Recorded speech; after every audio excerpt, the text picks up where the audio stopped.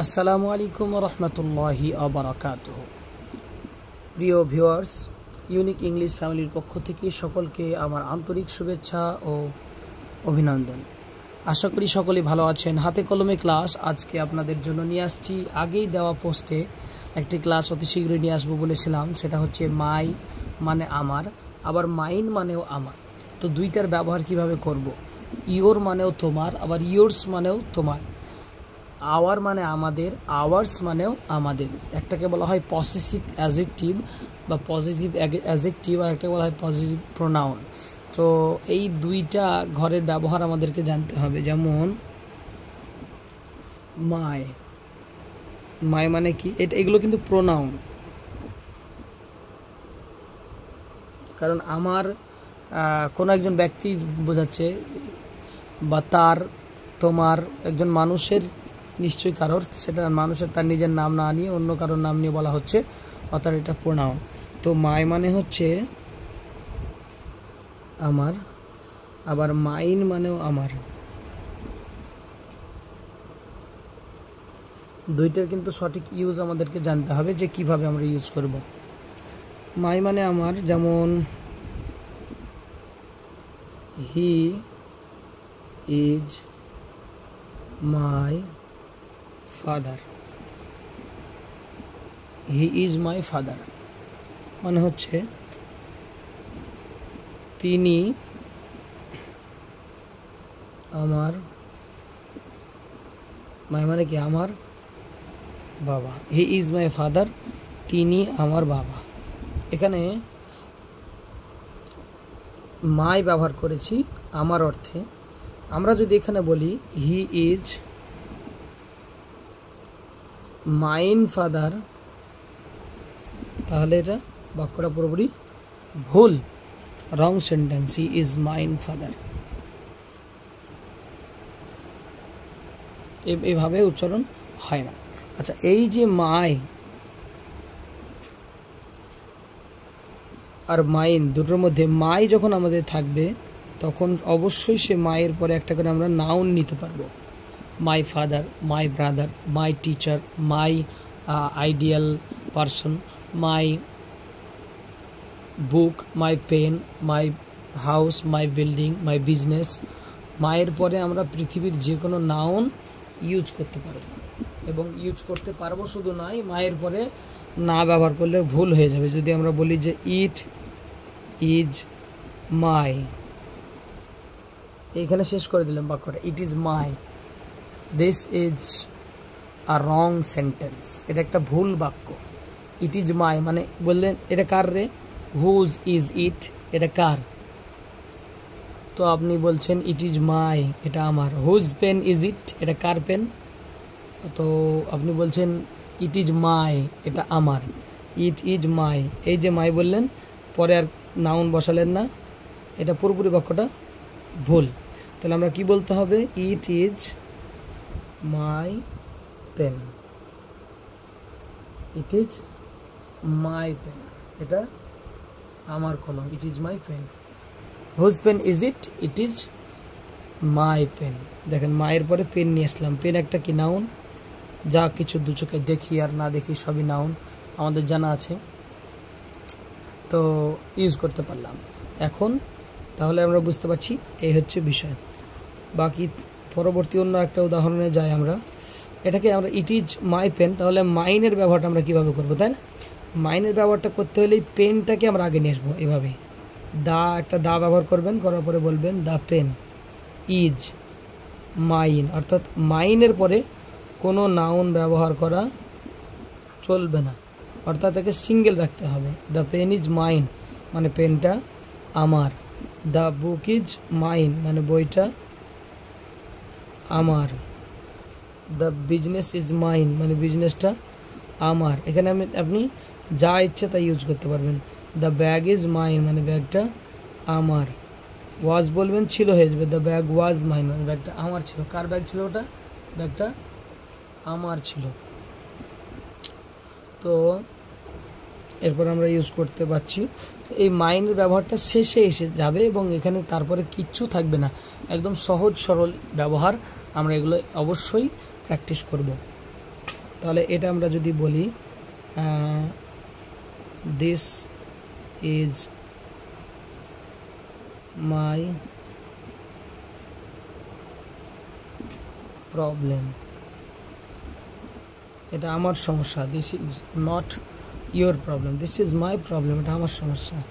তাহলে আপনারা এটাকে যদি ব্যাক করি, বাক্যটা যদি এদিকে নিয়ে আসি, মানে মাই না বলে মাইন যদি ব্যবহার করি, প্রবলেমটা নিয়ে আসার আগে একটা দা নিয়ে আসেন। The problem is, the problem is mine, the problem is mine, মানে সমস্যাটা আমার, আর এটা আমার সমস্যা। একই জিনিস আপনি বোঝাতে পারছেন, তাই না? একই জিনিস বোঝানোর জন্য আপনার সহযোগিতা করছে, কোনো অসুবিধা নাই।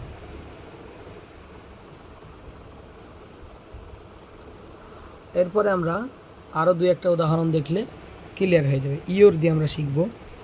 ওকে, আই অ্যাম ইয়োর ফ্রেন্ড, আমি তোমার বন্ধু। I am your friend, your. তো ইয়োরটা হলো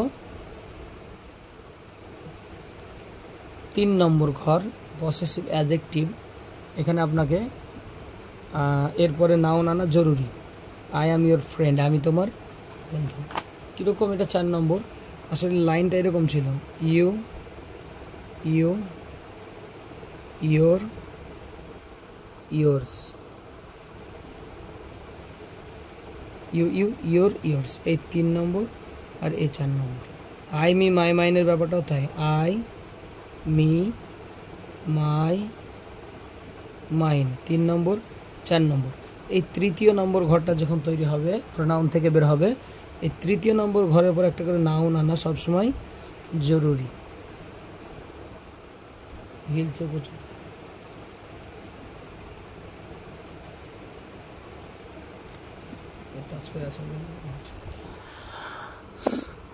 তো আই মি মাই মাইন, আশা করি বুঝতে পেরেছেন। এবার আমরা ইয়োরের ব্যাপারটা, তাই না? ইয়োর হচ্ছে তোমার, আর ইয়োর্স মানেও তোমার। ইয়োর্স বললে কেমন হবে? যেমন আমি যদি বলি এই পেনটা তোমার, this pen is yours, this pen is yours, এই পেনটা তোমার। অথবা দ্য বুক ইজ ইয়োর্স, বইটা তোমার। দ্য ডিসিশন ইজ ইয়োর্স, মানে সিদ্ধান্তটা তোমার। দ্য প্রবলেম ইজ ইয়োর্স, মানে প্রবলেমটা তোমার। The problem is not mine, এভাবে বলবেন ইংরেজি কথা, নতুন নতুন বাক্য। The problem is not mine, the problem is yours, প্রবলেমটা তোমার। The problem is not mine, প্রবলেমটা আমার না। সো তুমি তোমার প্রবলেম তুমি সলভ করো, you can solve your problem. দেখেন, প্রবলেমের ইয়োর প্রবলেম, তোমার সমস্যা। তো আমাকে তোমার বলার জন্য ইয়োর প্রবলেম, ইয়োর্স প্রবলেম না। এই বাক্যটা আমরা এটা কিন্তু আমরা সর্বদা ইউজ করতে পারবো না। যখন আমরা বাক্য শেষ করার ব্যাপার থাকবে এটা দিয়ে, তখনই কিন্তু আমরা এটাকে পূর্ণাঙ্গভাবে ইউজ করতে পারবো খুব সহজেই। তো এবার আমাদেরকে হি থেকে যদি আমরা শিখি, হয় হি, হিম, হিজ, হিজ, হি, হিম, হিজ, হিজ, তাই না? সে, তাকে, তার, তার। এই হিজ মানে কি? তার। আবার এই হিজ মানে কি? তার। তাহলে এই হিজের আর এই হিজের মধ্যে কিন্তু পার্থক্য আছে। দেখে মনে হচ্ছে দুটোই হিজ। আমরা কিভাবে বুঝবো? যখন আমরা শেষে ইউজ করবো তখন বুঝবো যে শেষের ইউজ, এর 4 নম্বর হিজ। আর যখন আমরা মিডিলে হিজের পরে নাউন ব্যবহার করবো, এটা ভাববো যে 3 নম্বর ইজ, পসেসিভ অ্যাডজেক্টিভ হয়ে যাবে। সো যেমন বলি, ইউ আর হিজ সিস্টার, তুমি তার বোন। ইউ আর হিজ সিস্টার, কোনো একজন ছেলের বোন হলে you are his sister. I am his friend, আমি তার বন্ধু। এখানে আমরা নাউন তো যে যেমন ব্যক্তি, যে যেমন লেভেলের ব্যক্তি, সে অনুযায়ী সে তার উদাহরণ নিবে। আপনি আপনার মতো করে ইচ্ছে মতো উদাহরণ নিতে পারেন। এখানে উদাহরণ নেওয়াতে কোনো সমস্যা নাই, ইচ্ছে মতো আপনি উদাহরণ নিতে পারেন। হি হিম হিজ হিজ না বলে আমরা বলতে পারি সি হার হার হার্স। এটা কিন্তু একটা লিস্ট আছে, আপনারা চাইলে কমেন্ট করবেন, আমি ওটার লিস্টটা আমাদের তৈরি করা আছে দিয়ে দিতে পারি। সি হার হার হার্স। সো এটাও চারটে। হার মানেও তার কোনো মেয়ের বোঝানো হয়েছে, হার্স মানেও তার কোনো মেয়ের বোঝানো হয়েছে। It is her doll, it is her doll, এটা তার পুতুল। আর যদি ডলটাকে এদিকে নিয়ে আসি, the doll is hertz.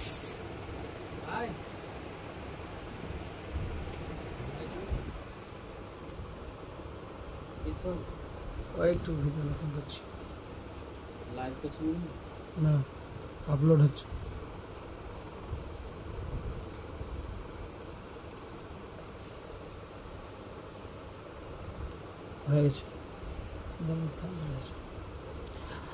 The doll is hertz মানে হচ্ছে পুতুলটা তার। এইভাবে কিন্তু প্রচুর পরিমাণে আমরা চারটে করে বানাতে পারি। দে, দেম, দেয়ার, দেয়ার্স। ওই চারটের মধ্যে থেকে তৃতীয় নম্বর ঘরটা আর চতুর্থ নম্বর ঘরটা, এই দুটো। আবার এই যে প্রত্যেক 3 নম্বর আর 4 নম্বরের ব্যবহারটা আজকে আমি শেখাচ্ছিলাম, যেখানে খুবই সহজ ব্যবহার আমরা করতে পারি ইংরেজিতে। আর এগুলো খুবই প্রচুর পরিমাণে আমরা কিন্তু আমাদের দৈনন্দিন জীবনে in our daily life we use in our spoken field. So আপনি যদি চান, if you would like to make many sentences from these rules, you can make, just you have to watch again and again. After that automatically you can make many kinds of sentences. এগুলো সহজ ব্যবহার, কোনো ব্যাপারই নাই। আমরা শুধু just try করব সহজ সহজ বিষয়। শুধু এই জায়গাটায় একটু ব্যাপার, এই জায়গাটা যেটা থাকবে এটাকে নিয়ে এদিকে নিয়ে আসবো, একটা দা ব্যবহার করে বা দিস ব্যবহার করে বা দ্যাট ব্যবহার করে হয়, অসুবিধা নাই। দিস, এটা আমি যদি বলি দিস ডল, তাহলে হবে এই পুতুলটা, এরকম মানে হবে দিস ডল ইজ হার্স, মানে এই পুতুলটা তার। আর যদি ইট ইজ হার ডল, এটা তার পুতুল। এই তো পার্থক্য, কিচ্ছু না, একদম সহজ বিষয়। দেয়ার মানে কি? তাদের। দেয়ার মানে তাদের, তাই না? আমি যদি বলি ইট ইজ দেয়ার ভিলেজ, এটা কি হবে? তার মানে এটা তাদের গ্রাম। আর আপনাকে যদি বলা হয় এইটাকে এদিকে নিয়ে আসেন, তাহলে this village is theirs, they them their theirs, অথবা দ্য ভিলেজ ইজ দেয়ার্স, গ্রামটা তাদের। এইভাবে আমরা ইউজ করব, সহজ ব্যবহার, কোনো ব্যাপারই নাই। আমরা শুধু 3 নম্বর আর 4 নম্বরের ইউজ। আশা করি বিষয়টি বুঝে এসছে। এটা আমাদের দৈনন্দিন জীবনে সবাই ট্রাই করব। এটা গ্রামারের ক্ষেত্রেও কাজের। আমরা জানি যে এটা প্রোনাউনের ব্যবহার, এগুলো প্রোনাউন সব, এটা এটা এটা 4টেই প্রোনাউন। এখানে যেগুলো আছে সেগুলো প্রোনাউন, প্রত্যেকটা লাইনই প্রোনাউন। প্রথম কারটা সাবজেক্ট হিসেবে ব্যবহার হয় বাক্যে, দ্বিতীয়টা অবজেক্ট হিসেবে ব্যবহার হয়, আর তৃতীয়টাও অবজেক্ট হিসেবে আমরা ব্যবহার করতে পারবো, সেটা ওই নাউন ইউজ করার পরে। সাবজেক্ট অবজেক্ট দুটি ব্যবহার করতে পারি, এটা বাক্যের শেষে ব্যবহার করি। তো এইভাবেই কিন্তু আমরা এই সমস্ত প্রোনাউনের ইউজগুলো করে থাকি। আরও প্রোনাউন আছে, রিফ্লেক্সিভ প্রোনাউনের ব্যবহার আমরা শিখব পরবর্তীতে।